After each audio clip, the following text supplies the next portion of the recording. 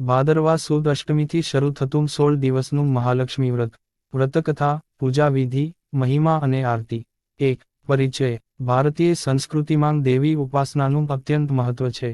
અન્નપૂર્ણા, દુર્ગા, ચામુંડા, કાળી, સંતોષમાતા, વૈષ્ણો, લલિતા વગેરે અનેક સ્વરૂપોમાં માતાની આરાધના થાય છે. તેમ જ મહાલક્ષ્મી દેવી ધન, વૈભવ, સમૃદ્ધિ, સુખ, શાંતિ અને ઐશ્વર્યની અધિષ્ઠાત્રી દેવી માનવામાં આવે છે. ભાદરવા સુદ અષ્ટમીથી શરૂ થતું 16 દિવસનું મહાલક્ષ્મી વ્રત અત્યંત પાવન અને કલ્યાણકારી ગણાય છે. આ વ્રત શ્રદ્ધાપૂર્વક કરનાર ભક્તના જીવનમાં કદી ધનની તંગી આવતી નથી, પરિવારમાં સુખ શાંતિ રહે છે અને દેવી કૃપાથી સર્વવિધ મંગલકારી પરિણામ મળે છે. આ વ્રત ખાસ કરીને સ્ત્રીઓ કરે છે, પરંતુ પુરુષો પણ કરી શકે છે. આ વ્રત 16 દિવસ સુધી અતિશ્રદ્ધા, નિયમ, ભક્તિ અને ઉપાસનાથી કરાય છે. 2. મહાલક્ષ્મી વ્રતનો ઇતિહાસ અને ઉત્પત્તિ.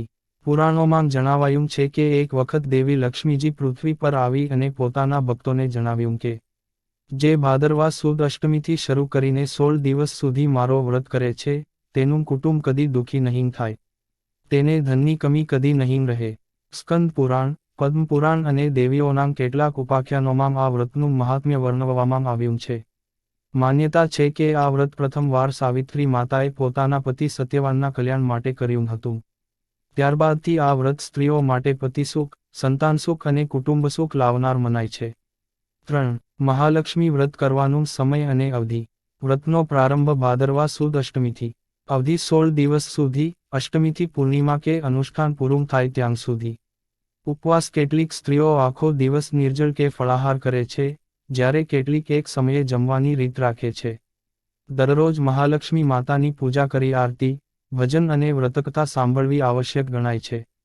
4. મહાલક્ષ્મી વ્રતની પૂજા વિધિ. 1. સામગ્રી. લાલ કે ગુલાબી કપડું, ચાંદી, પિત્તળનો કલશ, પાણી, આમ્રપત્ર, આમળી કે આંબાના પાન, કોપરું, શ્રીફળ, ચોખા, હળદર, કુમકુમ, અક્ષત, લક્ષ્મીજીનો ચિત્ર કે મૂર્તિ, ફૂલ, હાર, મીઠાઈ કે પ્રસાદ, દીવો, ધૂપ, અગરબત્તી.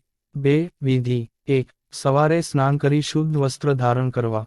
2. વ્રત કરનારે જમીન પર લાલ કપડું પાથરી તેના પર કલશ સ્થાપવું.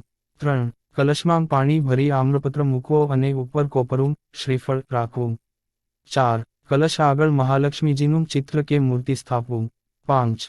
દેવીને ફૂલ, ચોખા, સુગંધિત દ્રવ્ય અર્પણ કરવું. 6. ઘીનો દીવો પ્રગટાવી 16 દીવા સાથે પૂજા કરવી. 7. માતાની 16 નામાવલી કે અષ્ટલક્ષ્મી સ્તોત્ર પાઠ કરવો. 8. વ્રતકથા સાંભળવી અને પરિવાર સાથે આરતી કરવી. 9. પ્રસાદ વિતરણ કરવો. 5. મહાલક્ષ્મી વ્રતકથા. એક વખત એક ગરીબ સ્ત્રી હતી. તે ઘરમાં ખૂબ પરિશ્રમ કરતી છતાં ઘરમાં કદી સુખ સમૃદ્ધિ આવતી નહોતી. એક દિવસ તે નદી કિનારે પાણી લેવા ગઈ ત્યારે એક વૃદ્ધ સ્ત્રી મળી. વૃદ્ધાએ કહ્યું, તું ભાદરવા સુદ અષ્ટમીથી મહાલક્ષ્મી વ્રત કર. 16 દિવસ માતાની ઉપાસના કર, તારા ઘરમાં સુખ સંપત્તિની કદી કમી નહીં રહે. સ્ત્રીએ શ્રદ્ધાપૂર્વક વ્રત કર્યું. 16 દિવસ સુધી દીવો પ્રગટાવ્યો, ફૂલ ચઢાવ્યા, પ્રસાદ કર્યો અને મહાલક્ષ્મીની આરતી કરી. 16મા દિવસે માતા સ્વપ્નમાં પ્રગટ થઈ કહી, હે પુત્રી, તું ભક્તિથી વ્રત કર્યું છે, તારા ઘરમાં હવે ધન, સુખ, સંતાન, પતિસુખ અને વૈભવ બધું જ આવશે. તે દિવસથી તેનું ઘર સમૃદ્ધિથી છલકાયું. આ વાત ગામમાં પ્રસિદ્ધ થઈ અને અન્ય સ્ત્રીઓએ પણ આ વ્રત કરવાનું શરૂ કર્યું. 6. મહાલક્ષ્મી વ્રતનું મહિમા. આ વ્રત કરનારને અખંડ સુહાગ્ય પ્રાપ્ત થાય છે. ઘરમાં લક્ષ્મીનો સ્થાયી વાસ થાય છે. કુટુંબમાં સુખ શાંતિ અને એકતા વધે છે. વ્યવસાય, ધંધા, ખેતીમાં પ્રગતિ થાય છે. દેવી કૃપાથી દેવું, તંગી અને વિપત્તિઓ દૂર થાય છે. સ્ત્રીઓને પતિ સુખ, સંતાન સુખ મળે છે. 7. મહાલક્ષ્મી સ્તુતિ. નમસ્તેસ્તુ મહારૌદ્રે નમસ્તે અસ્તુ મહાભયે. નમસ્તે સર્વદેવેશી મહાલક્ષ્મી નમોસ્તુતે. સર્વમંગલ માંગલ્યે શિવે સર્વાર્થી સાધિકે. શરણ્યે ત્ર્યંબકે ગૌરી નારાયણી નમોસ્તુતે. 8. મહાલક્ષ્મીજીની આરતી. જય મહાલક્ષ્મી માતે, માયા જય મહાલક્ષ્મી માતે. તુમી જાગત પાલનકારી, તુમી જાગત પાલનકારી. ધ્રુવ, ભુવન ત્રયમાંગ વસે, તુમી જાગત પાલે. ધન, ધાન્ય, સમૃદ્ધિ આપે, દુઃખી ના જનહારે. 1. શુભ્રવર્ણ, સોના સરકી, રત્નાલંકારે. વેદ, પુરાણ ગાવે મહિમા, ભક્તજન ઉબારે. 2. ચારે ભુજા શોભે, કમલાસન વારે. ગજરાજે જળથી સ્નાન કરાવે, સુખ સમૃદ્ધિ ભરે. 3.